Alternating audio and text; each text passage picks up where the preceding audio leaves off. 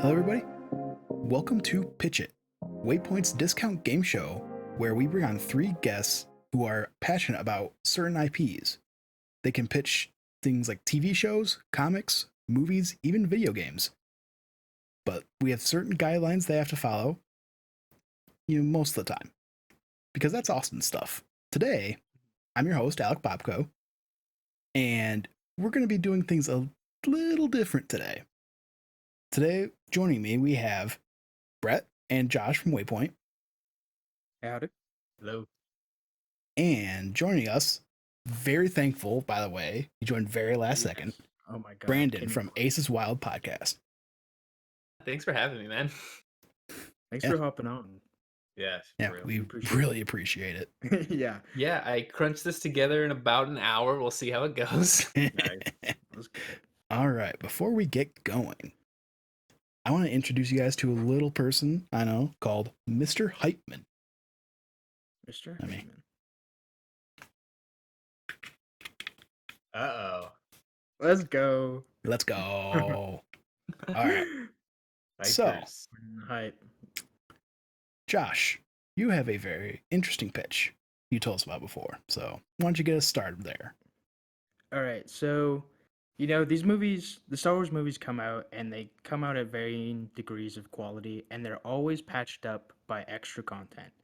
And the best thing to come from the Clone Wars is the Tartakovsky 2-part animated special. And I think it's about time the sequel trilogy gets that treatment. I want a 2-part. Today I'm pitching basically a 2-part Tartakovsky animated special about the Knights of Ren, basically revolving around Kylo Ren's fall to the dark side, and then he burns down the Jedi Temple, and all the Jedi are on the hunt from the Knights of Ren. For this, I'm thinking about bringing back, some well-known characters, some familiar faces. Have Cal Kestis face off against Kylo Ren. This event basically brings all the Jedi together because, they're no longer being hunted after Return of the Jedi. There's a small Empire fraction still about, so they kind of go back to their normal ways of like traveling the universe and roaming and kind of bringing peace. And then this event happens. Kylo Ren destroys the Jedi Temple, kills the majority of the Jedi there. This shows about the survivors and the Knights of Ren hunting all them. As well as I want to bring back Mando in a showdown versus the Knights of Ren, because of course Grogu goes down, and instead of seeing this Mando that's kind of like a Joel character where he's protecting Grogu, kind of see him as a vengeful father, in the style of like Tartakovsky's animation, which like if you've seen the latest season of Samurai Jack, oh my god, that show looks so beautiful, action packed, and just to have it revolve around this event and star the Knights of Ren, we get some more background. For the first part, I'm kind of thinking world building, more so in terms of where the world is at after Return of the Jedi, and then end of the first part, shit goes haywire. Kylo turns, destroys the temple, and then the second part is all about the ramifications. Jedi being hunted, Luke Skywalker trying to escape, go off to his island to drink his green milk, which Brett loves, of course. And yeah, that's kind of about it so far. Okay, that's interesting. One question I do have is just timeline wise is Cal Kestis. I know he's that Fallen Order takes place after episode 3, so Right. Yeah. So basically, with lots of Jedi coming to help or see what's kind of gone down, they sense this great disturbance in the Force, and they go to see what's up. We're seeing basically Master Cal Kestis, kind of gray hair, like fully honing his skills. Comes to save the day, realizes far too late, trying to find where Luke is at this point, and shows down versus Kylo Ren. And I think for the sake of this, I want Kylo Ren to kill him just to make him more of a bad guy, just to make him even like more despicable, like a villain you love to hate, right? He's taken down Han Mhm. Solo, almost killed his mom. Killed Snoke, but Snoke deserved it, of course. Um, Not at this and yeah, point to though have yet. him, yeah, exactly, and to have him take down Cal Kestis would just make you hate him even Okay. more. And then in terms of the Mando part, I was thinking of having Mando show down versus the Knights of Ren, maybe popping in because there's only 6 in the movie, and I want a couple of them to die, so maybe making some like 4 new Knights of Ren. Mhm. Yeah, just to have them in the show. Okay. Okay. You have me intrigued. All right. All right. Brett, what'd you pitch? All right, so my pitch is bring back Kyle Katarn into canon. We're doing a brand new spanking video game, and essentially, so like all kind of recent Legends stuff being adapted into canon, we're gonna take existing stuff but just tweak it for the new timeline. So essentially, if you guys have ever played Dark Forces One, the first game with Kyle Katarn, he essentially steals the Death Star plans, and so we're gonna tweak that plot line to post episode 9, where the First Order isn't completely eradicated yet. They suffered a big defeat at Exegol, but they still got Coruscant. They still got a couple planets more in the core, and we're gonna have Kyle Katarn break into a vault in Coruscant to steal. Um, I think it was Pax Aurora. It was like one of those plans that they listed off in Rogue One. Essentially, another kind of like what they did with hyperspace tracking in Last Jedi. But Kyle Katarn's gonna bust into this vault and steal this plans, and we're gonna kind of do the same plot progression in terms of the Force with Jedi Outcast, where you start out with no Force powers, and then by the end of the game, you'll be a fully fledged Jedi. Um, so for the studio, I was thinking I didn't want to go with Respawn because I was like that's too easy for Jedi Fallen Order. So I was like, Mm-hmm. what's like an indie developer that could take it to the next level in terms of actually producing a AAA game. And as I was researching, I was looking at different studios, and I saw Kina Bridge of Spirits. I was like, oh, this game totally looks AAA, totally looks next level. And I was like, and it's a third-person action game, which is what the original Dark Forces Jedi Knight games. I mean, it was you could transition from first person to third person, but I played it primarily third person, and so I could totally see Ember Lab uh, making this new Kyle Katarn video game, and it would be the same genre. So it'd be action adventure with puzzle elements incorporated into that. And yeah, that's essentially it. Okay, so for somebody that's never played Dark Forces, can you introduce me a bit to that character? Okay, so Kyle Katarn in original Legends was uh, elevator pitch is essentially he's a combination of Han Solo and Luke Skywalker in terms of he's got that Okay. roguishness of Han Solo, but he's still got that uh, the optimism and also the Force power potential from Luke. And yeah, Dark Forces. I mean, there's 5 games, so they kind of transition from gameplay and genre style, but the first couple games are more like Doom style shooters with puzzle elements, and then they transition to third person action like melee combat, lightsaber stuff with puzzle elements still Mm-hmm. incorporated. Okay. Okay. So, I mean, I know Kina Bridge of Spirits isn't out, but I know that the gameplay looks cool. I'm guessing there will be some sort of upgrade tree, so potentially you can see that connection. But as a little bit of it's really interesting pick going with somebody way less known to do a big Star Wars game. So I really like that pick. Very Yeah, ambitious.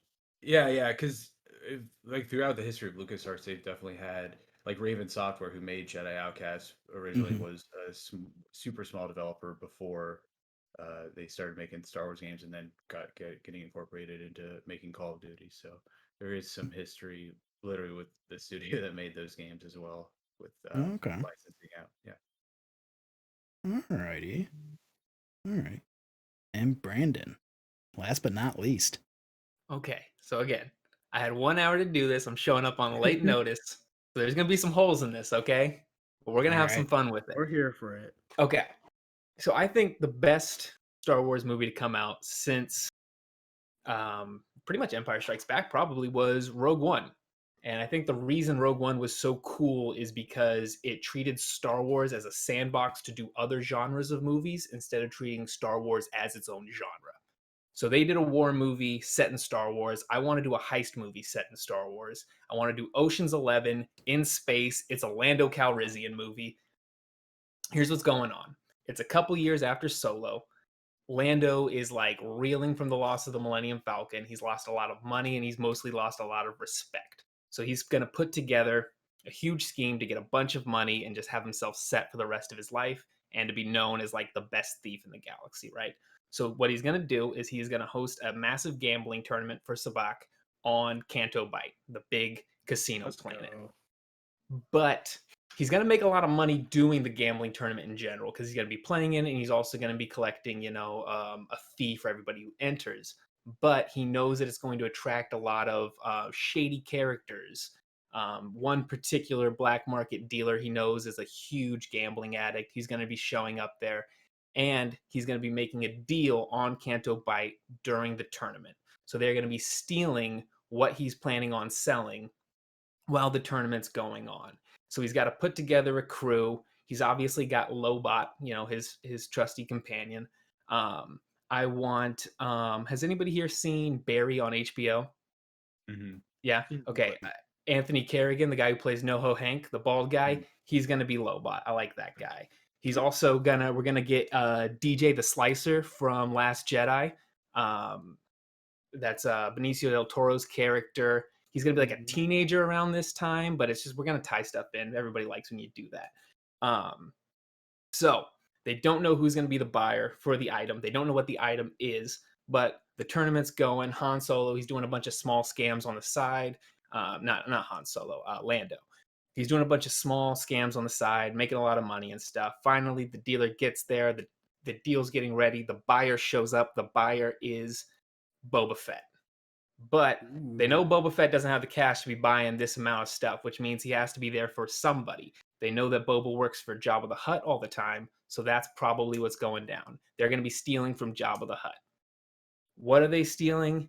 It's a baby Rancor that this guy has captured and is going to be selling to Jabba the Hutt. It's the same Rancor that is eventually going to end up in Jabba's palace. So they need a getaway driver. They steal the Rancor. Everything goes crazy. Boba's chasing after them. All that fun stuff. They get a getaway driver. It's Han Solo. Shows up in the Millennium Falcon. Picks up the Rancor, but double crosses everybody and steals it for himself. This leads Jabba the Hutt and Boba Fett going after Han Solo, capturing him. He's going to get stuck in that revolving door of debt with Jabba the Hutt that eventually leads to where he's at in A New Hope. Lando Calrissian has made money, but not as much money as he wants, so he's not going to be set off for his retirement. He's not getting all the respect that he wants. Instead, he is going to take a job as the Baron Administrator in Cloud City. That's the movie. Ooh. I like it. I like it. Ooh, Oh my god. that's You awesome. had me at Canto Fight. Yeah. Had me at Don't Join My Man. Don't Join DJ. I like him being back. This is pretty hype. Especially also, I could always use more Donald Glover in the Star Wars universe. Exactly. So He's so good. Yeah. Yeah. I'm not gonna lie. I can't poke holes in that. Yeah. That was brilliant, man. That was awesome. That was I for loved an every hour second of prep that. time, that was like pinpoint, like just like thoroughly thought out. I enjoyed all of that. No, thank you very Mhm. much. Maybe you should do this thing more often. Yeah. Seriously, dude. I'm available whenever. So let's see. So we had Josh's two-parter Knights of Ren movie. We had Brett's Kyle Katarn video game, and then we had the Lando heist movie. So I like the premise of the video game. Not sure. I feel like it would kind of just fall more in line with those other ones though, like stuff that's like here, oh, it's good, you know, Mhm. nothing. Not that I'd probably play it still, but Right. and both of the movies, honestly, I'd watch both of them in a heartbeat, just because we know nothing about the Knights of Ren. Right. And then imagine, because the only cool version of General Grievous is the one in the Tartakovsky series True. where like Yeah. he's just this menace, and like Not the it's almost wheezing like pile of metal.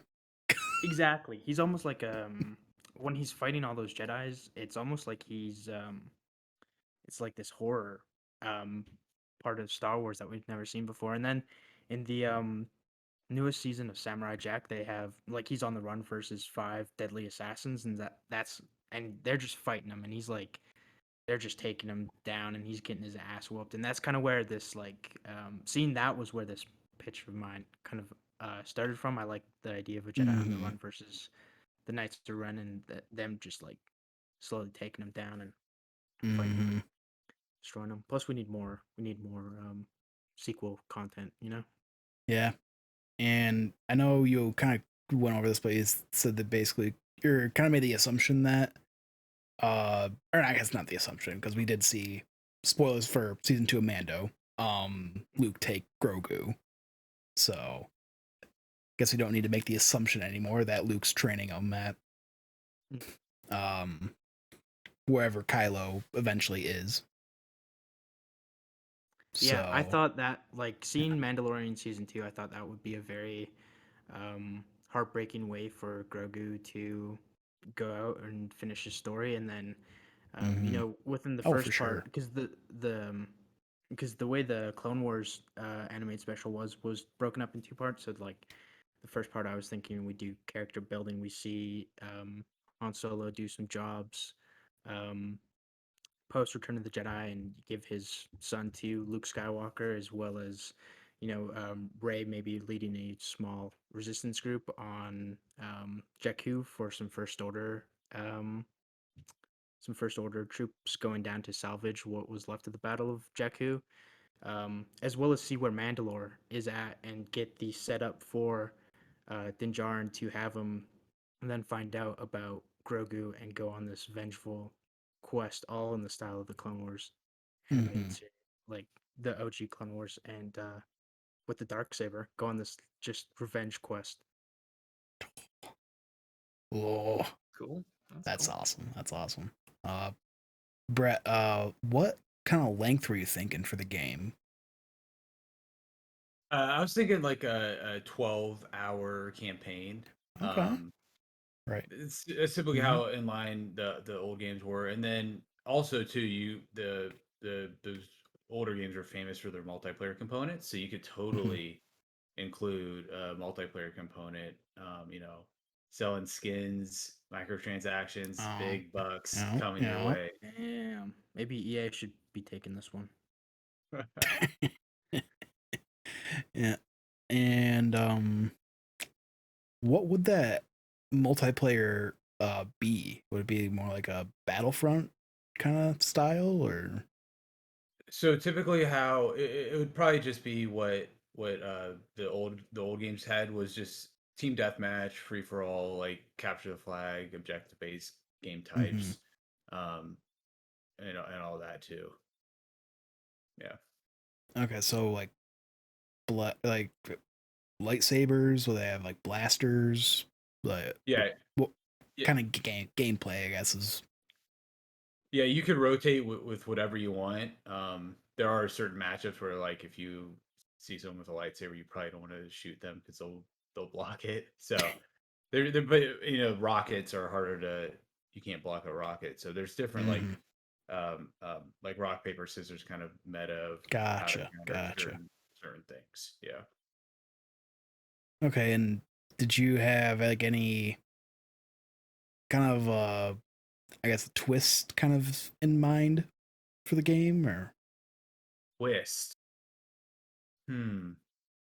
I didn't come up with one initially, but um so in Dark Forces 2, one of the hooks of Kyle's journey is like seeing his dad uh have this like secret about him having this force potential, but he had to keep it, on the down Mhm. low. This was like during the time of the Empire, so you couldn't just be waving your lightsaber around willy Yeah. nilly. So I wonder if for this new game set in the post Episode 9 era, having that twist and somehow incorporating that into his father, where his father either worked for the First Order or uh, was a Force user, but Mm, yeah. a fallen Jedi from the temple, from Luke's temple.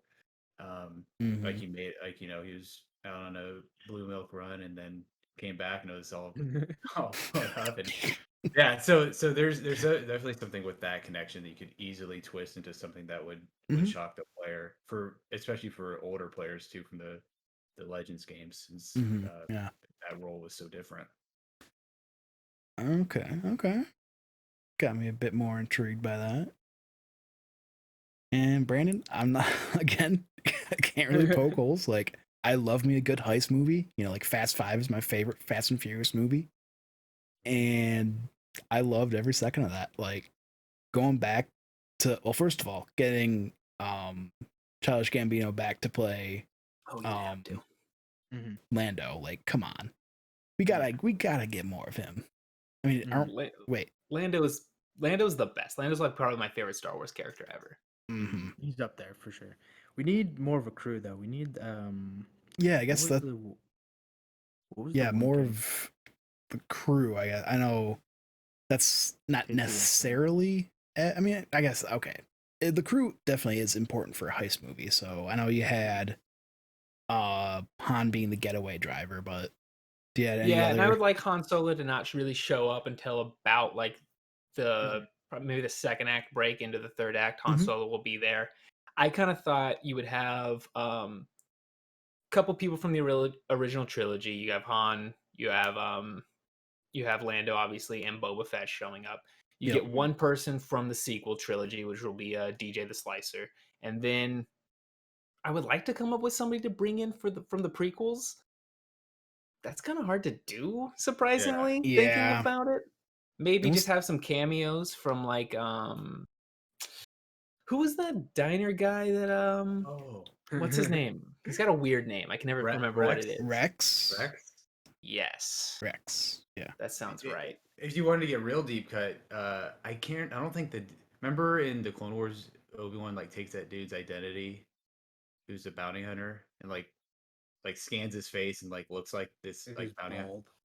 Yeah, like I don't think that guy dies, right? So you could do something like that, or one of the Mhm. bounty hunters from the Clone Wars Okay. TV show. That That could work. or you would almost as a, the big thing I think your kind of heist crew is missing right now is like a big weapons person. Mm.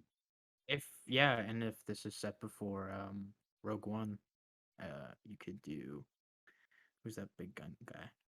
The guy with the massive Oh Oh, yeah. Baze Malbus. Baze Malbus, my boy. I've seen that movie once. I don't know how I remember that name. Oh man, I just remember him like looking up on the beach. He's like, and then blows up. That's all I remember. Yeah, we can work with that. There's a I would like to, obviously I'd like to get a lot of new characters involved, Oh, fun for sure. heist people and stuff. But I think just having a couple cameos in there is really what's gonna Mm-hmm. Mm, make people happy. yeah. I like it. I like it. Alrighty. Well, hello, ladies and gentlemen. It is time for us to decide a winner. And I think we all know it already, but it is the Lando heist movie. Yeah. Lando. Yeah. So thank you once again, Brandon, for just coming in and just destroying that pitch. Yeah, thank- coming in, man. That's awesome. Thank you. This was a lot of fun. Yeah. We'll definitely have to have you back sometime. So ladies and gentlemen, thank you so much for watching. If you have an IP that you are extremely passionate about, please DM Austin. His Twitter will be in the description, and we will see you at the next waypoint.